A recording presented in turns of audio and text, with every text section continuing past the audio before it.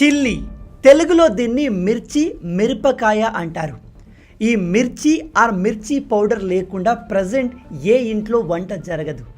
అసలు మనం మిర్చి లేకుండా వంటను ఇమాజిన్ కూడా చేయలేము.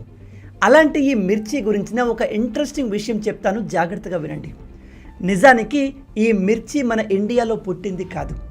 కొన్ని వందల సంవత్సరాల క్రితం మన దేశంలో అసలు ఈ మిర్చియే లేదు. నిజానికి ఈ మిర్చి పుట్టింది అమెరికాలో, స్పెసిఫిక్గా చెప్పాలి అంటే మెక్సికోలో, సెంట్రల్ అమెరికా ప్రాంతంలో పుట్టింది. అక్కడ ఉండే అప్పటి నేటివ్ అమెరికన్స్ 6000 సంవత్సరాల క్రితం దీన్ని పంటగా పండించేవారు. మరి దీన్ని ఇండియాకు ఎవరు తీసుకువచ్చారు అంటే వాస్కో డి గామా.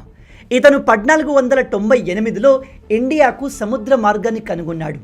అతని వల్లే ఈ మిర్చి మన ఇండియాకు ఇంట్రడ్యూస్ అయ్యింది. ఇప్పుడు మీలో కొంతమంది, మరి మిర్చి లేనప్పుడు మన ఇండియాలో ప్రజలు ఏం తినేవారు బ్రదర్ అంటారు.